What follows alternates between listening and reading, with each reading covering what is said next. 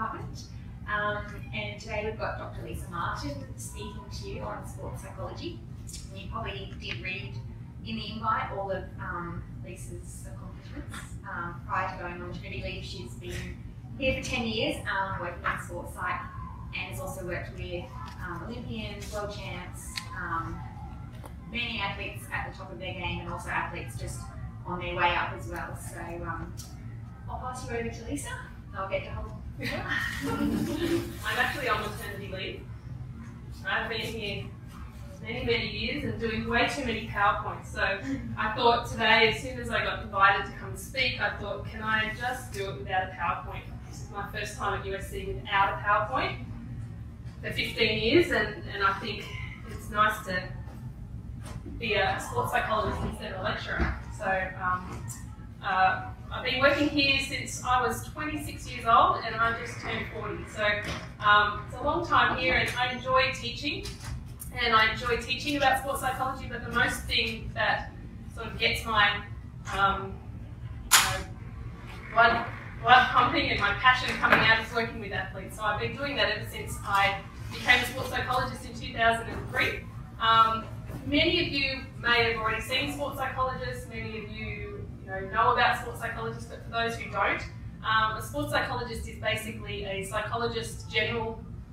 We're generally qualified to start off with, and then we go and specialise in working with elite athletes, but also people in high performance or high achieving areas. So I work with a lot of, pretty much most of the doctors over at the emergency department that you go to.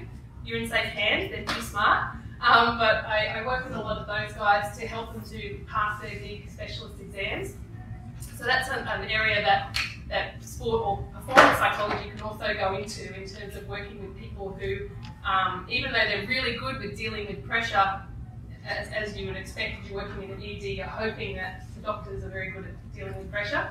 But a lot of the time it's that evaluative component when they're stuck in front of people assessing them on their knowledge, even though they know it, sometimes they can go blank.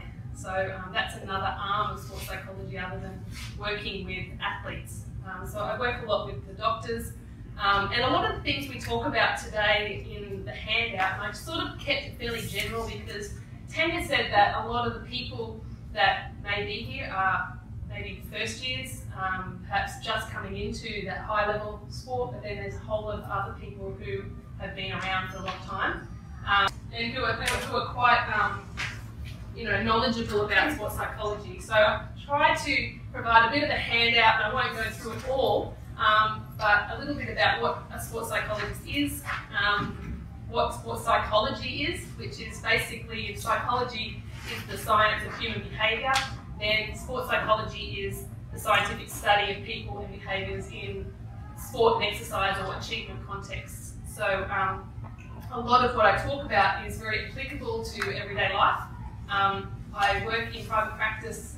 Level 1 psychology is my private practice, so we're over in the Oak Health Medical Centre and over at the Sports Hub, and I have a couple of different sports sites working for me as well. So that's always been my passion, whereas teaching is a big passion of mine as well, but I couldn't do it without being very practically connected to my work. Different individuals, think of them as fictitious, or they might be real, but they might be the wrong gender, the wrong sport, so I can't really talk about specific individuals due to ethics of sports psychology, but I'll give you some examples of different individuals that I've dealt with or I'm dealing with at the current moment, to provide you some context as to sorry, I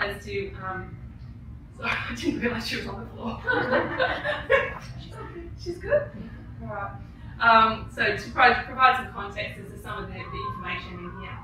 So how many of you guys know a bit about sports psychology already? Not necessarily been to a sports psychologist, but know about sports psychology. What do you know? What do you know? Anyone? Tell me what a sports psychologist does, rather than just looking at this. What are the sorts of areas that you might think about going to see a sports psychologist for? Yep. I play basketball, and we use the sports psychology more to enhance team communication, teamwork, team cohesion type of stuff through different type of strategies. Okay. Yeah. So a sports psychologist can work with teams. Yeah. They can work with individuals within the teams.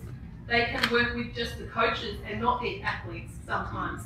A lot of the time I work with personal trainers, so they come and see me. Particularly I found that I got a rush of personal trainers coming to see me when The Biggest Loser was on. If you remember The Biggest Loser, everybody thought then that they could easily get somebody who's needing to lose weight and want to better their lifestyle and be a personal trainer like Gillian, whatever her name is, Michaels, I think it is, and help them to lose all that weight and everything would be sweet.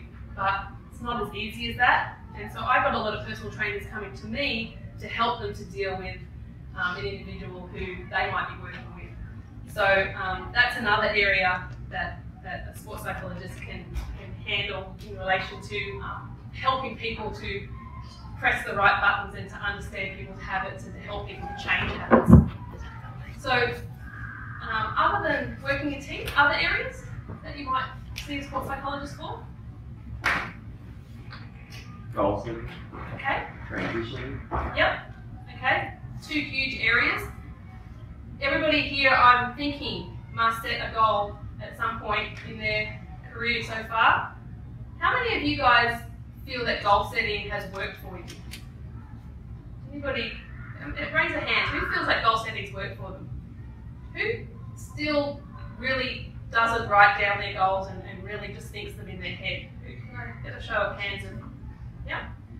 Okay. Because you're where you are, you're scholarship holders. I'm really privileged to come in and talk to you guys.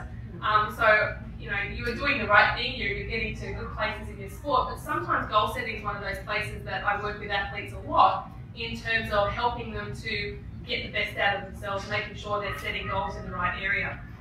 Let me provide an example. It could be fictitious, it could be real.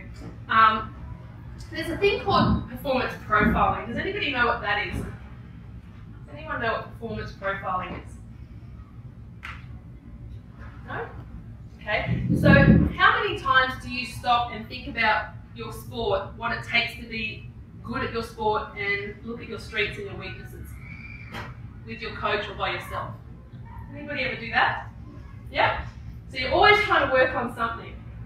Okay, so performance profiling is basically looking at all the characteristics of an ideal athlete and getting your opinion as to where you lie, maybe on a scale from 0 to 10 in relation to how strong you are in those particular elements. This could all come right undone right now.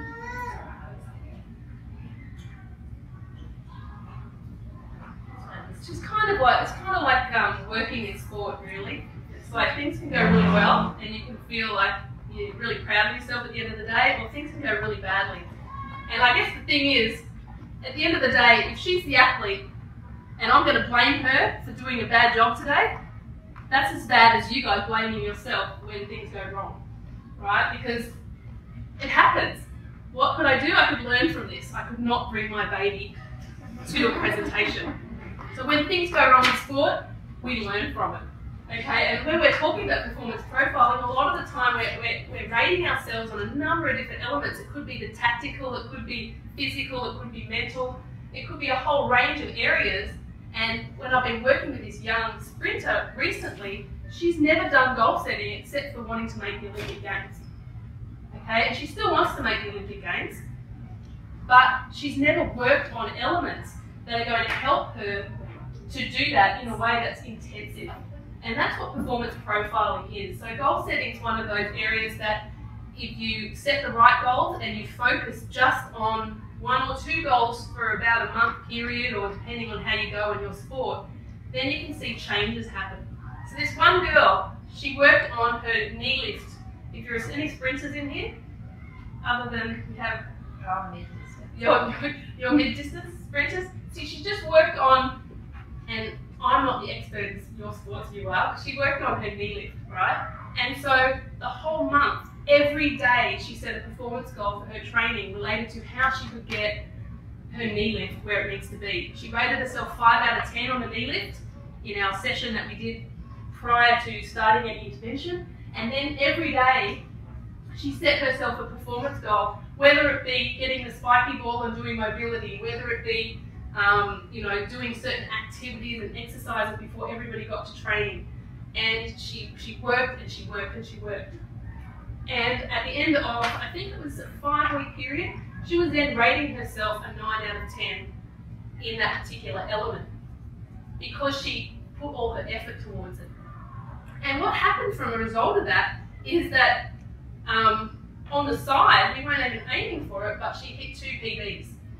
And she also smashed a PB and got a medal in the race that she actually wasn't training for, because she was working on something, on her processes that helped her to feel confident, helped her to focus on something she could control, and then she was able to get the result.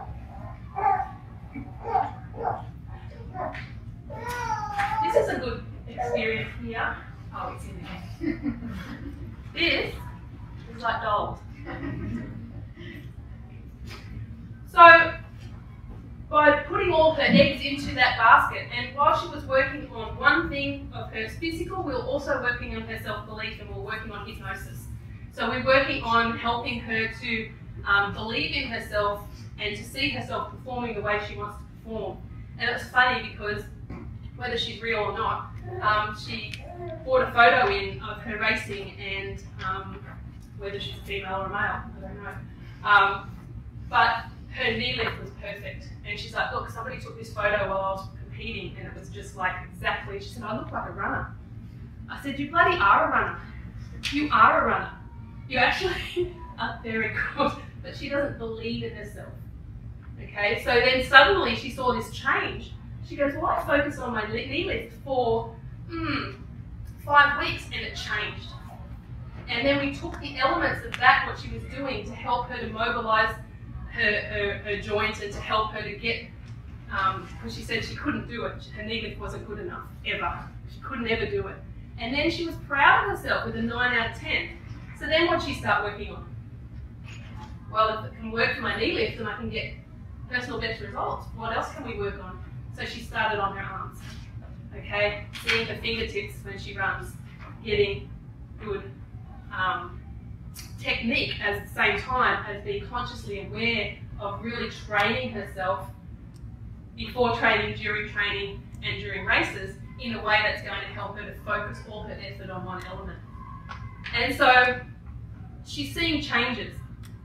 And then at the same time, we're doing hypnosis. Has anybody ever had hypnosis as part of their mental training?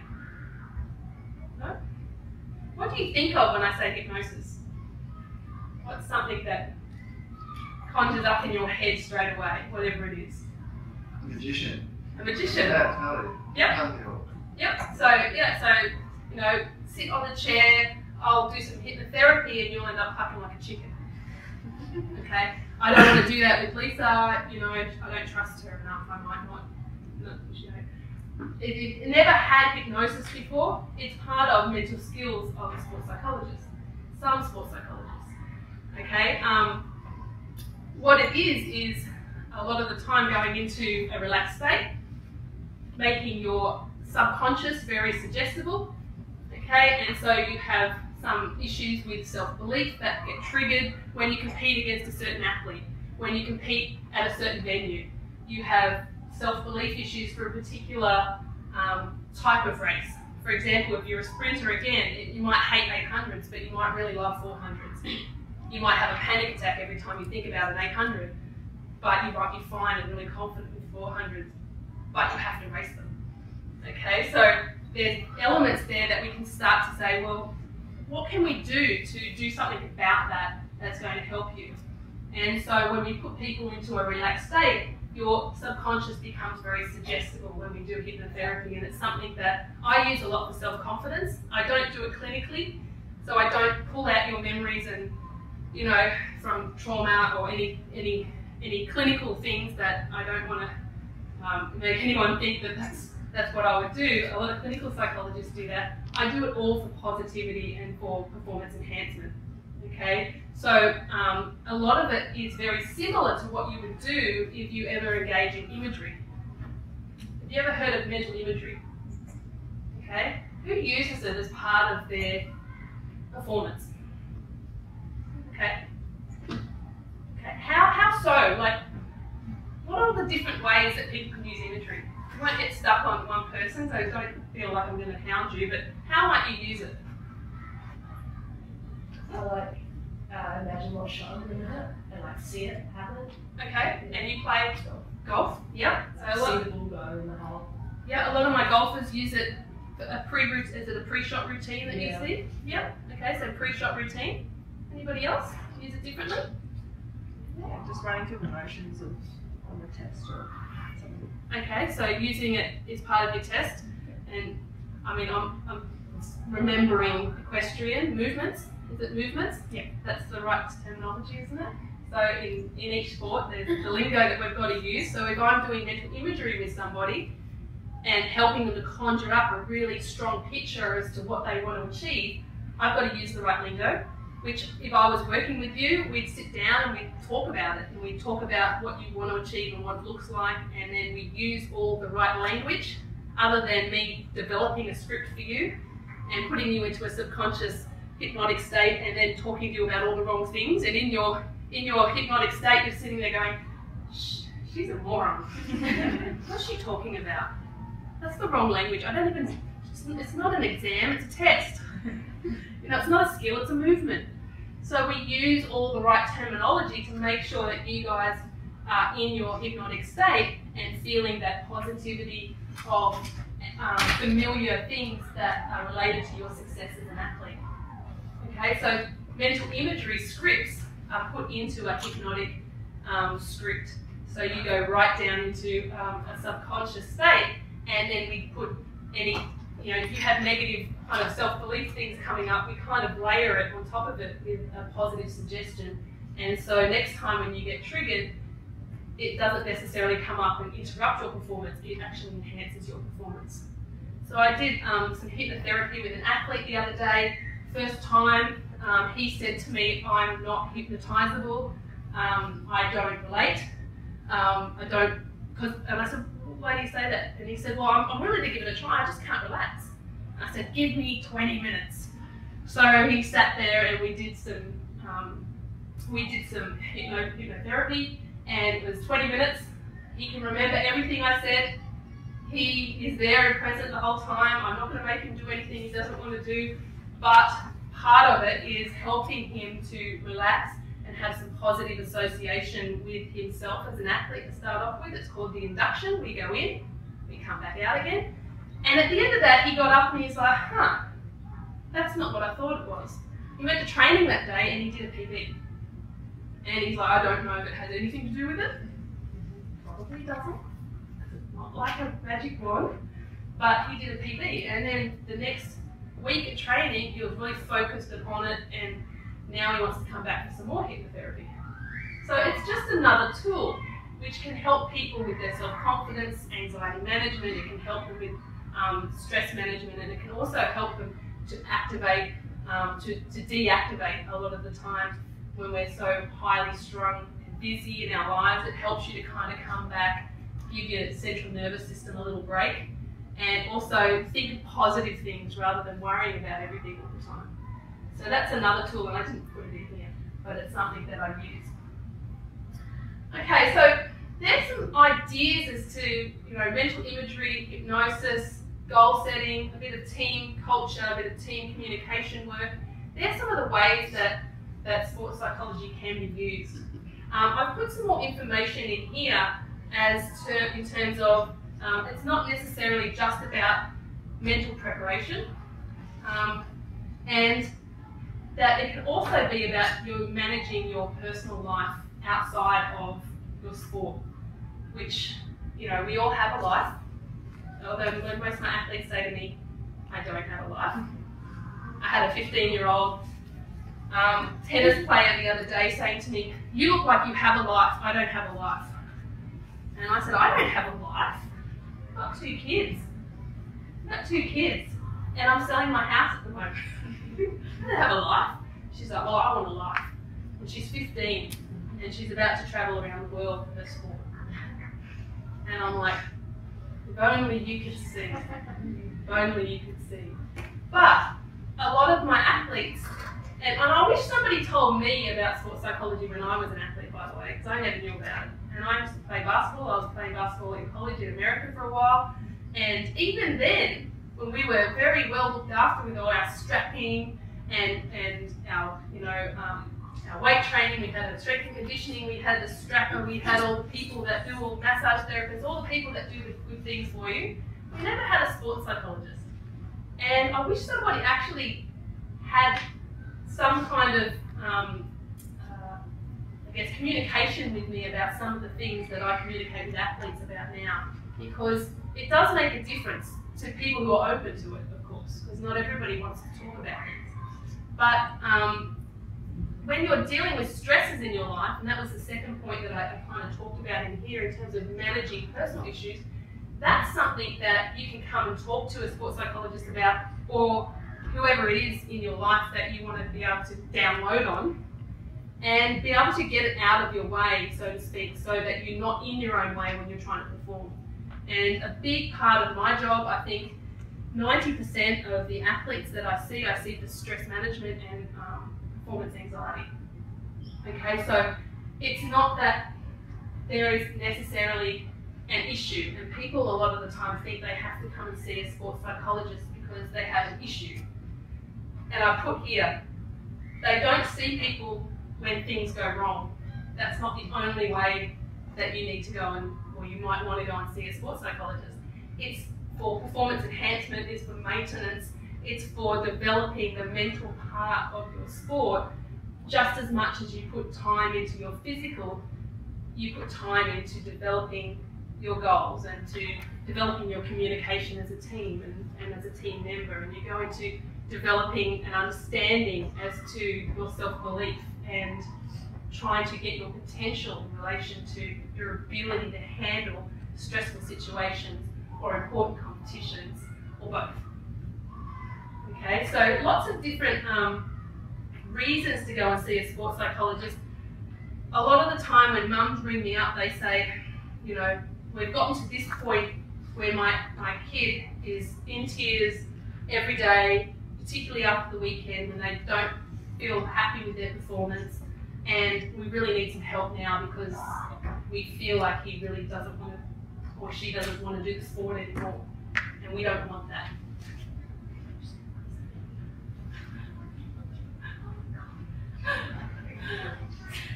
Grab the baby. Anybody want the baby?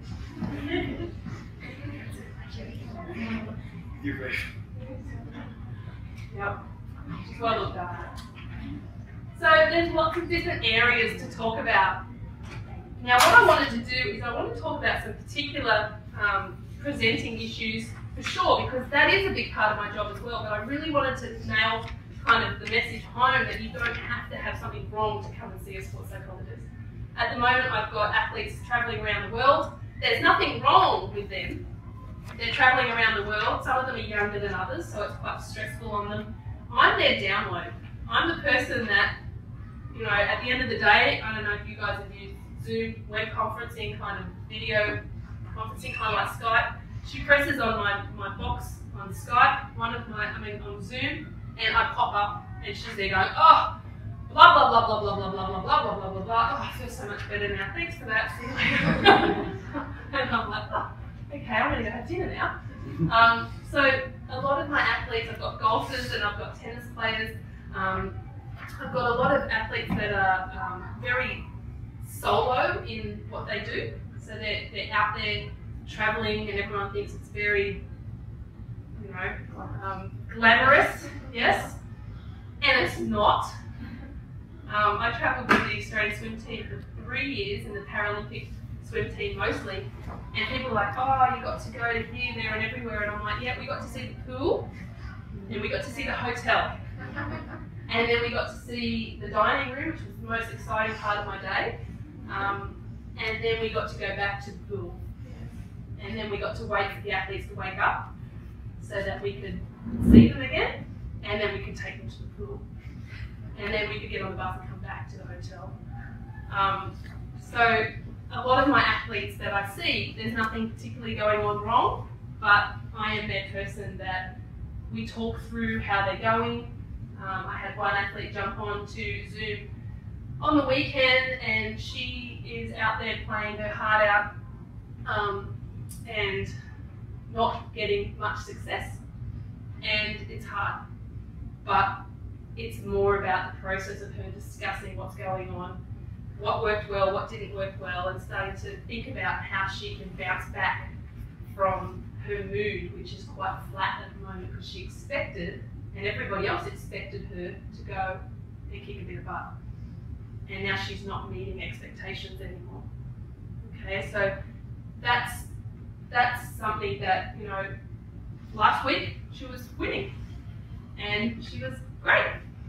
And we were talking about all the same things that we talk about now, except when things go wrong necessarily in her head, she starts to come to me more often and sort of say, okay, I'm very aware of the fact that my mood's really flat right now. Flat mood is not great for performance. How can I increase and improve where I'm at right now? Because I think I'm going to go out there and I'm going to play like I did yesterday. So I'm like, yeah, wait, I'll just get my magic wand and we'll make you all better. No, we talk about strategies. So there's some, I guess, some insight into ways that people do work with a sports psychologist, and it's not necessarily just come and see them twice and I get my magic wand out and help everybody and then they go away again and they're fine. It's not about that. Think about how much you spend working on your sport every day and how many people feel still they're not to the level that they want to be at. How many of you guys are kind of still feeling that you're not cooked enough in certain terms of where you need to be? Okay? So you're all striving. You're all striving towards something, which is fantastic.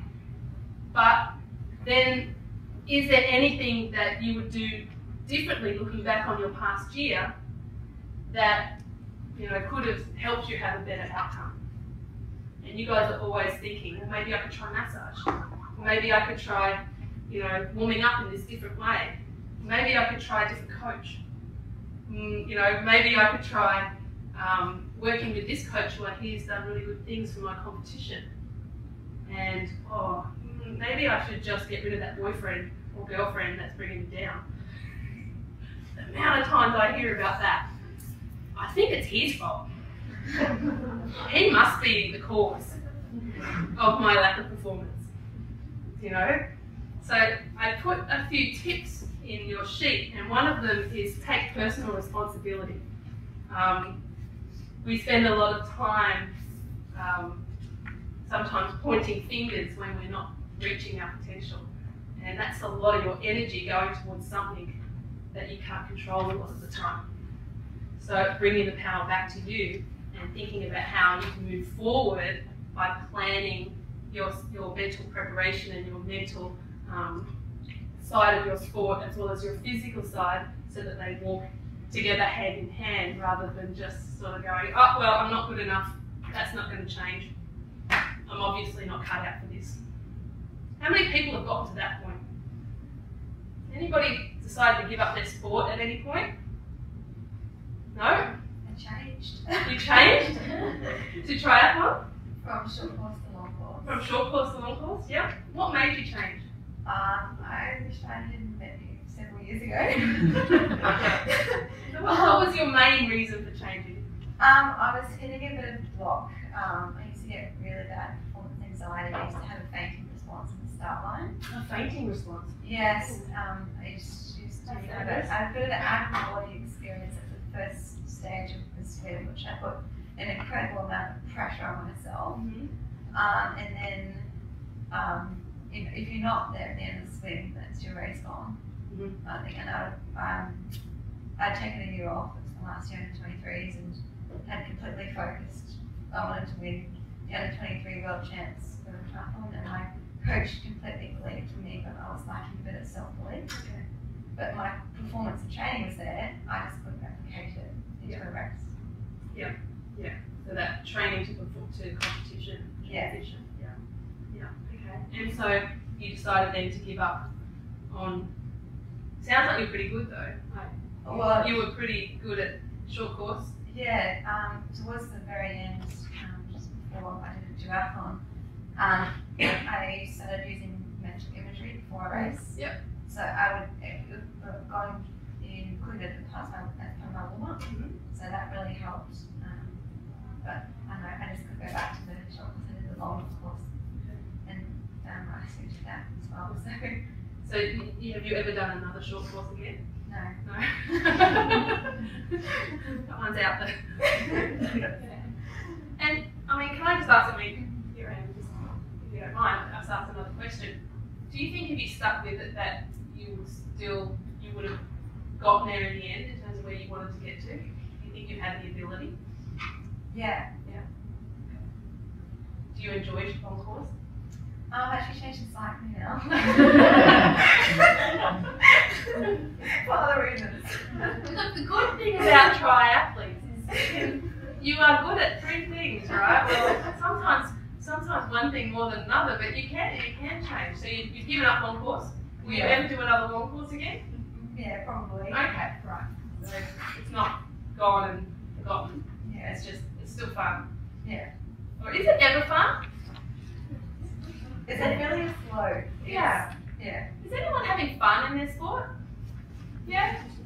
Still, yeah? Everyone, can you remember the enjoyment aspect? Yep. And that's why sometimes people go, just go out there and have fun. And you go, yeah, right. Yeah, right. Okay. You know, I've worked too hard to have fun. I'm having fun. No, I'm not here to have fun, Lisa. Okay. Alright. Settle down. So I put in a few areas that we deal with. So we deal with mental preparation, performance enhancement. We deal with particular issues as well as, not just sport issues, but life issues. We talk about helping people to change their behavioural patterns sometimes. So a lot of the time I've worked in aspects that people aren't happy with certain elements of their life. Procrastination has come up a lot, not just athletes, but people who want to reach their potential in their chosen profession. They might be someone who's, for example, like I talked about before, a doctor who's wanting to work their way up the ranks and has given up on themselves at a certain point because they've had a number of failures. Let me tell you, doctors are just like elite athletes a lot of the time. It's tough when you perceive that you failed, and it can be really hard to get yourself back to that point where you're going to try again and give it everything, where you feel like you've actually let yourself down and all your family. I've had doctors come to me where they've failed their exams 4 times, and every time they do their exam, $6,000 or $7,000 per exam. So they've put $30,000 into their education, into their promotion, so to speak, and they've come up with nothing. Which can be really easy to go, well, I'm just going to give up and I'm going to go and become a lot of them say, I'm just going to go become a GP. I'm like, oh, just a GP. Off you go. It's just tough. It's a tough second prize. So there's a lot of people that, just like you guys, you go through tough times with your sport, but you can also go through tough times with your life or your job. And some of the strategies that I've got on some of the sheets here that we'll talk about have to do with all of it, not just your sporting life, but you can apply it to your life outside of sport. So what are some other issues? Well, I feel nervous before and during my performance. That's kind of my bread and butter. My areas is performance, anxiety and stress. The reason I love working in those areas is because you can change them. Okay? You can't avoid stress, but you can learn to manage it, you can learn to understand it, and the impact that it has on the body is immeasurable in terms of the kind of outcomes that you're trying to get. If you're stressed, your body is tense, your technique changes. So which brings us to, I find it hard to remain calm under pressure. I seize up in some parts of my body, okay? I can't get to sleep the night before my performance, all to do with stress and anxiety, okay? And then, of course, the one that many of you may have felt over your time. If you haven't, then it's really nice that you haven't felt this. But I train hard, but can't seem to convert my performance across to competition. Okay, so other than stress and anxiety, that's the area that I commonly deal with as well. What do you think that's about? Being experienced athletes and coaches or whatnot. What do you think not being able to convert your performance across from training to performance to competition is all about? Pressure. Okay, pressure. Yeah. What does it do? What does it do? Like for me, I feel like when I'm practice, like I don't feel like I have like 3 goes to like do it, because if you've got 3 goes involved to make it, but at practice I can do it as many times as I want. So that normally after the first or second go, I actually take it like pretty easy. Yeah. And then I'll get to comps and I'll be like, okay, I didn't miss the first one, this is the second one, and I got 1 go left, and then you like get stressed, and then you fail. Yeah. So that's how it happens for me at least. Okay, yeah. So thanks for chipping in and being honest as well, because I mean, when something's more important, we get more anxious. Okay, which sucks really. So you're at an Olympic final, and of course it's more important, so you get more anxious. Okay, but what's training? What's that all about? Why do you get awesome results at training? There's no pressure. Okay, there's no pressure. What else? What else? It's a different environment, I would say. Mostly, there is no other people there, no crowd or the other things that can distract you. Okay, so the crowds, maybe the feeling, other competitors wandering around, and you look at them and go, "Geez, he's looking great. My car's like that." Like, she looks strong. Oh my gosh, what's her percentage body fat? Oh my gosh, she's gonna run faster than me today. So we start to look around us. Okay. What about the training environment itself? What is it that gives you that boost that maybe sees you do PBs, or other than the people around you and Well, the competition is generally with yourself. I guess like when you go into a competition environment, there's external factors that you can't control. Yep. But in that training environment, there's sort of the fact that the competition, your expectation is purely an intrinsic sort of drive opposed to that extrinsic sort of motivation. Sure. So you compete against yourself and you're trying to better yourself. You're trying to work on something. Yeah. Okay, so a lot of the time I used to see a lot of the guys in the Nutrigrade Ironman series, the thing that Shannon Eckstein was the sport that Shannon Eckstein was the master of, and he's just retired and everyone's trying to get their way up there now. And it's kind of got a bit Oreo this year. I don't know, they're turning it into CrossFit, I think, this year. Has anyone else heard about that? They usually do board, ski, swim, and now there's going to be like monkey bars, CrossFit kind of activities, kind of like Ninja Warrior kind of activities as well. Anyway, so Ali Day, if anyone's ever heard of Ali, he fell off the monkey bars and broke both of his wrists because he was trying to get good at the other part of, because he's the best in the sport, so at the moment he's winning a lot. He wins a lot of Coolagata Golds and he wins a lot of Nutrigrade series. He decided to train for this new element, and he went up on the monkey bars and came down, broke both of his wrists. The next thing you see him on Facebook with 2 plaster casts and he's out. So anyway, so I used to see a lot of guys who competed in the Nutrigrade, and they used to come into my clinic, and again, nothing wrong, although they might say things like, "Oh, my start's not what I want it to be," and in like you said, if you don't do well in your swim league, your belief was that then you're not going to do well in the rest. The overriding belief of the Kellogg's Nutrigrade athletes was, if I don't get a good start, I'm done. Okay, so they all want to work on their starts. So we used to talk about how they train so hard and they're really kind of like the peacock on the beach walking around. Everyone's like, "Oh, there's so-and-so and there's so-and-so." They're walking around and really proud of themselves and training like themed and getting these amazing results, and then they get to the series and it's more important, so then your activation levels increase and then your muscles tense up and you tighten up a little bit and your technique might feel a little bit wobbly, you might feel a little bit uncoordinated, a little bit heavy in the water or whatnot. Anyway, then they get to competition and things go wrong. So we used to talk about going to a training camp in Western Australia. So they'll be going to Perth to race and they'll be going, oh, where's your training camp this weekend? And they look at me like, what? These are round 4, Western Australia. I'm like, where's your training camp? I'm like, what are you talking about? I'm like, you're going to training? Oh, okay. Trying to take that training mindset into competition in terms of how can I push myself and get the best results like I do at training in competition. And what do I need to do? What mental skills do I need to do to block out the fact that there's an audience and that they might be booing you, or that there's Shannon Eckstein standing next to you and he's the best and you're in awe of him? How do I deal with that?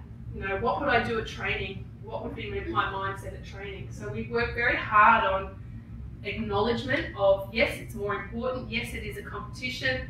Yes, you know, it's something that you work all year for. But if you really want to do well at it, we've got to come into a different space and a different mindset.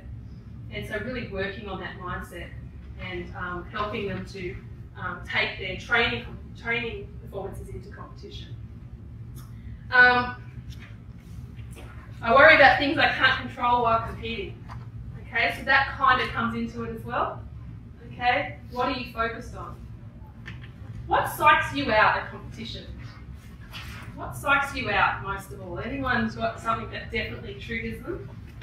Psychs them out? Knowing that I don't have enough comps throughout the year. Okay, you're running out of time? Yeah. Yeah, I'm running out of time, I need to perform here. Okay, yep. Because I will have 12 meets and then 6 of them are small ones, and I'm like stressing because if I do that, this one I'll have 5 left. Okay, yep, yep, absolutely. So you're way ahead of yourself. Yeah. Okay, which brings me to the final diagram on the back. Okay, these are all the places your mind can go. Okay, where is your focus? Is it on the past? Is it in the future? Or is it on other people? These are all the places that your mind can go. So you're going into competition thinking, I need to perform here because I've only got this one left and this one left, and what if I stuff up in that one? And so you're way ahead of yourself. And that's the what ifs. What if I don't do well today? You know, what if I lose another round to that girl there because she's winning in points? What if I get there and I re-injure myself because I've got a niggling injury? So that's us being ahead of ourselves, okay, the what if. Then sometimes we slip into the past. Does anybody slip into the past? Okay, what would that look like? What was slipping into the past? Your head goes into the past. Sometimes I think like venues that have played so well. Okay, yep. Yep. Going to play it. And what's your sport? Okay, yep. So a lot of people talk about there's a QPAC, is it? Brisbane Running Oval or something? I don't know. I've been there. I've been there. Houston. I've been there. I just know. I can't be, you know. QSAC. A lot of athletes have said to me, oh, it's a QSAC. And then they just freeze. So I hate that venue. I don't know what's wrong with that venue. I think it's a pretty nice venue, but people seem to hate it. And then they go there and they expect to do badly. You know, so, oh, I had a bad result there once. Traumatized from it, don't want to go back. Okay, so you can definitely have that. Okay, it's irrational, yes, but some places you don't feel the energy, you don't want to be there. But we need to deal with that. Okay. What's another thing in the past? Usually you look at the negative. Yep. What would be an example in a question? One specific movement that maybe you've been really training hard and it hasn't gone great. Yes. And it's just starting to come together, but then you just think of how bad it can be. Yeah, okay, so it's like I could think about how I want to do this and how I wanted to turn out and how I want to visualize what I want, but this niggling of, oh, I just started this and it might go wrong. Yeah. And also in the equestrian, what's that venue called? QSEC. Yeah. It's next to some place that people shoot guns. It's next to train line, guns, there's all, yeah, everything. So It's the worst. amount.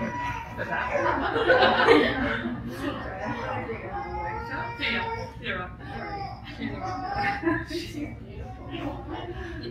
You can have it back. So that's a part of a place that, you know, you're supposed to have horses going into a place ready to perform. And then there's a gun shop that goes off next door. So the amount of equestrians that I've spoken to about going there, because I'm walking out into the middle of this beautiful, huge arena. I've got judges here, I've got judges there, and I'm standing there and then a gunshot goes off. And you're almost waiting for the gunshot. Okay, so that's a lot of, you know, being in the past in terms of, oh, that venue, I'm focused, I'm almost waiting for the gunshot. Being a good girl. Okay, so that's in the past. Other people, normal, you know, your competitors, you know, focused on what people are going to think, who's thinking that you're going to win, your expectations that are part of, you know, your parents' expectations, your coach's expectations, letting people down, okay? These are all the negatives, of course, okay? So we've got all these places that your mind can go in this diagram, and that's normal, it's completely normal, okay?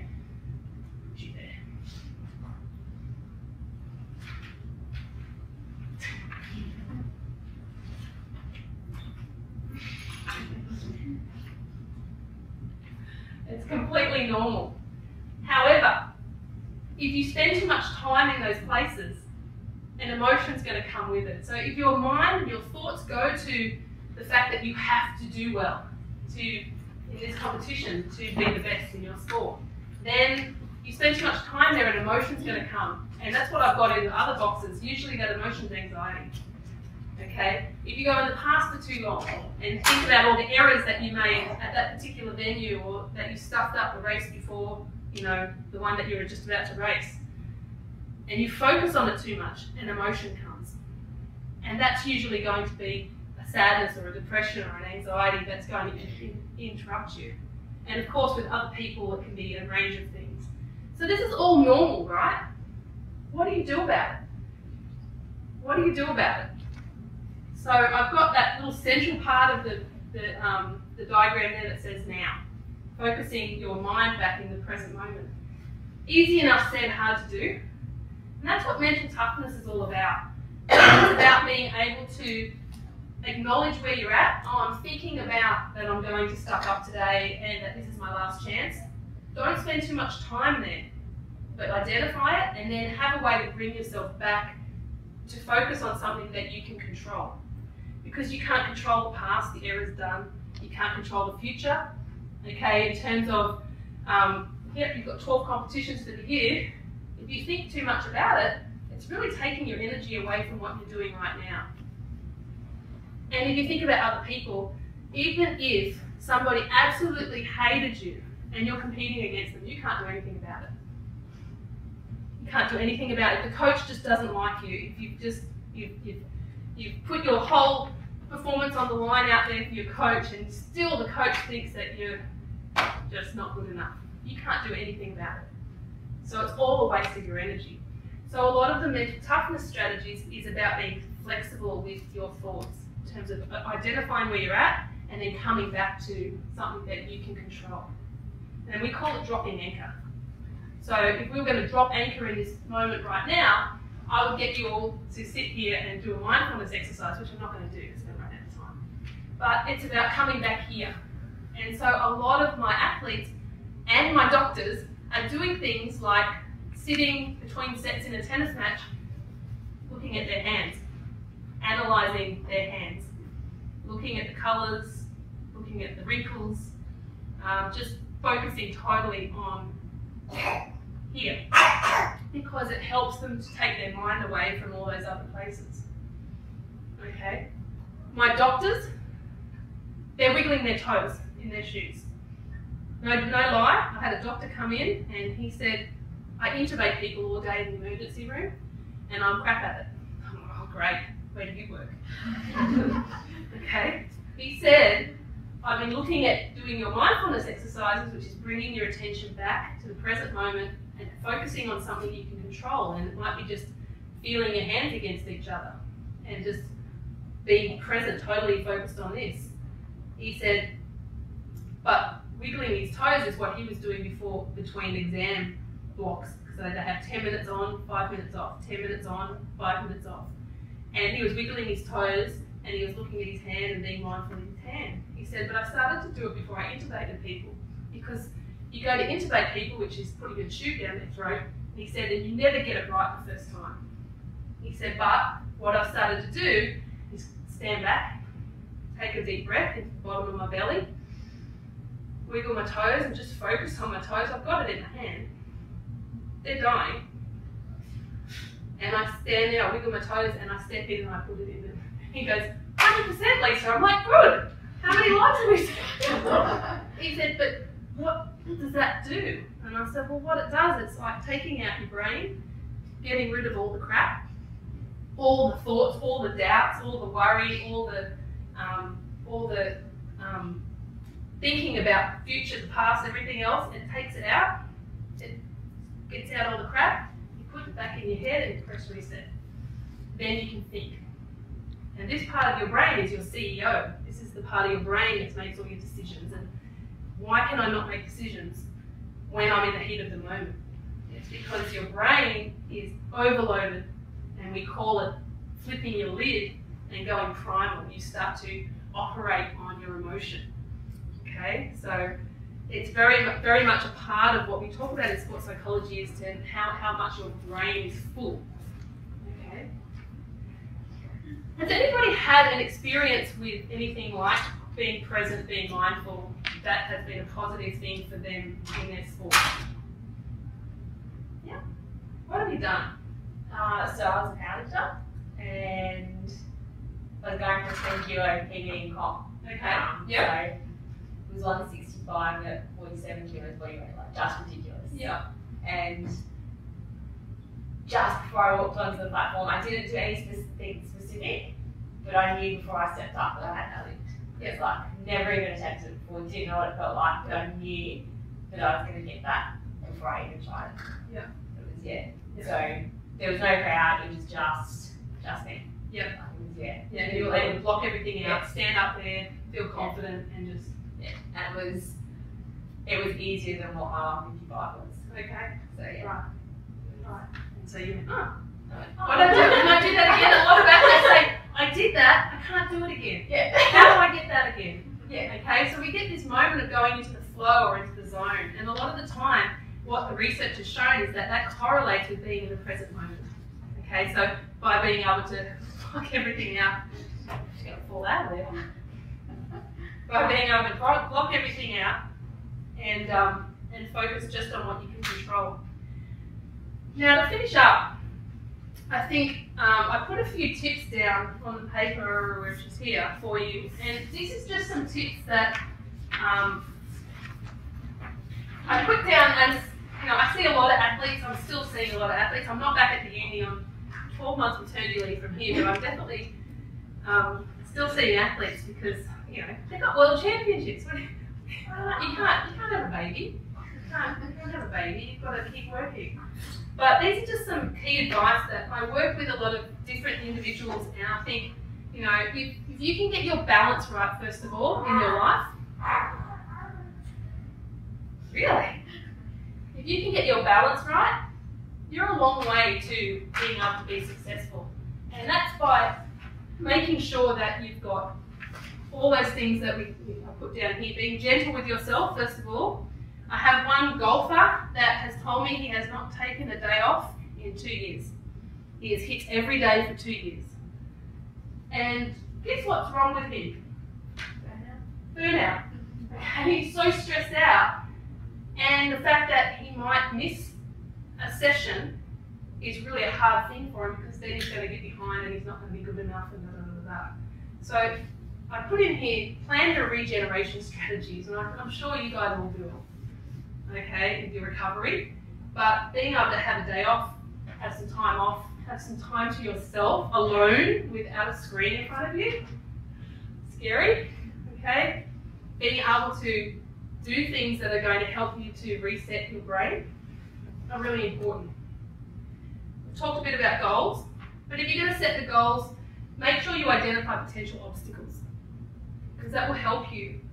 And I don't need to tell the guys who did nutrition and dietetics with me, they all have to do a behaviour change activity, and it's really hard to do, to stick to something for an 8-week period and to make a massive change in a habit. And so part of it is, let's identify all the things that could go wrong and let's plan for them, okay? So I won't tell you a story about that because I don't have time, but taking responsibility for your progress, that's coming back to taking responsibility and not pointing fingers and blaming other people. Whatever happens to you, sport's a roller coaster, and it's about being able to take responsibility, plan what you can do differently, and then move forward rather than, putting all your energy towards other people.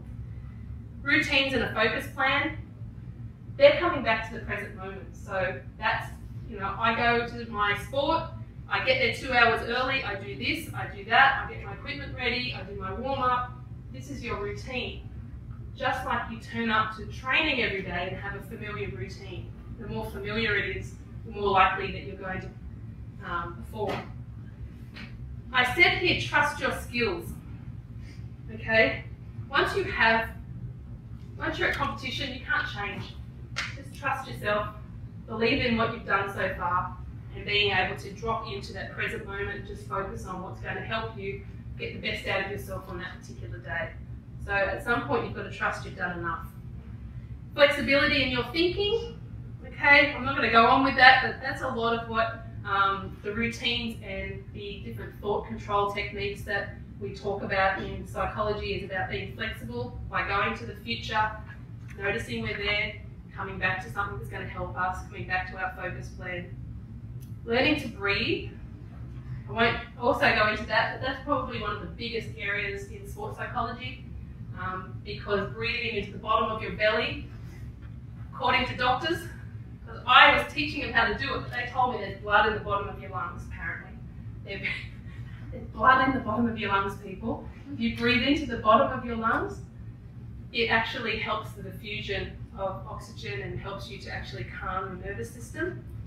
We do a lot of breathing to reset your prefrontal cortex. So that is one thing that really does help you to take out your brain, squeeze it out, put it back in. And then just other little areas that we've already talked about, probably most important there is you guys don't reward yourselves enough when you do something right, when you make a team, when you feel good at training, when you actually achieve a little thing that you've been set out to achieve, even if it's a big thing. A lot of my athletes go, oh yeah, I made the QAS squad, so what? I'm like, that's been your goal for 3 years. Oh yeah, but I've done it now, I'm moving on. Okay? It's so true, isn't it? Stop. I made the team. Feel the happiness. This is why you do what you do. It's like you're on a journey of, okay, I've done it now. I've done it now, put it under, I need to be better. It's actually take a minute, take yourself out to dinner. I don't know, just celebrate. The amount of times an athlete has been talking to me for a year and then they do something great and I go, you did it. They're like, yeah, but now I need to do this. It's like, stop. And then at the end of the day, remember that you're just there to enjoy it and it should be fun. And when people say you perform better when you're having fun, you do. But that doesn't mean it's easy. There's a lot of mind traps in there between you and doing well and actually doing well and having fun. So if you want to know what a sports psychologist does, it's all the stuff in between when you actually start off and you actually achieve something and you actually, at the end of the day, have fun and be proud of yourself and stop to enjoy it. And that's about all I've got time for today. Then I've got a baby on my hip, so it's only a matter of time until something bad happens. But if there's any questions. Anybody got any questions for me today? Anything on the sheet that you've got a question about? Anything random? No? Ella will answer you. You've got the Headspace app. I use it. I reckon it's good. Is it obviously something you reckon is a good starting process for some of these sort of mindfulness? Yeah, look, the Headspace app is 10 minutes a day for 10 days. It's free. You can do it for the rest of your life if you want for free because it keeps going and going. Basically what that is with mindfulness, it's training your brain to observe, acknowledge, not judge, and come back to what you can control, which is your breath. And the Headspace app has got, as you know, all different elements there, sport-related, stress-related, life-related, and what happens with mindfulness is it's not something that you just do and you go, it doesn't work for me, I can't do it. It's something that you will find hard, some of you, if you start doing it. But if you keep doing it, it's been shown to have brain changes, permanent brain changes, good ones. Okay, good ones. It clears your prefrontal cortex, okay? It actually makes the part of your brain that focuses on bad things, negative things, and activates you. Oh, that wouldn't be good, is it? That activates you, it actually changes that part of your brain to get less triggered by stressful or threatening events. It's called your amygdala. Okay, there's a part of your brain called the amygdala, and it's like your warning part of the brain. It's like you're walking through a dark alley at night and you feel that lurch in your stomach and you think this isn't safe. That's your amygdala. Okay? What mindfulness does is it calms it down a bit so you don't see everything as threatening. So those 12 competition that you have in your season, it's not like, oh my God, it's the 8th of the 12th, I've only got 4 left. It's a case of, okay, it calms that down a little bit. But okay, I'm still activated, but I'm not going to freak out. Okay, so, and it also actually helps you with your learning. So it changes a part of your brain which is responsible for allowing you to learn and not block things out as much. So mindfulness is huge. Huge, huge, huge. And I've had a golfer that just did nothing but mindfulness every day. He was very committed for 60 days. Before he did it, he was very depressed, very anxious, not doing very well in his sport, but very talented. 60 days later, and he used to text me every day, I've done it today. I'm like, okay, he's committed because I'm in contact with my athletes quite a lot. And he became less anxious, less depressed. He was not clinically depressed anymore, and he started to win. He started to actually win. So he's a bit of a believer in it himself, and I think he's got all his mates onto it now. So everybody's got Headspace on their phone. So if you want to try some mindfulness, try Headspace to start off with. There's also one called the Smiling Mind. That's useful as well. It's for kids as well. But yeah, I would definitely recommend that as a good place to help you to acknowledge outside influences and then come back into yourself. And it's not just sport related, but clinical.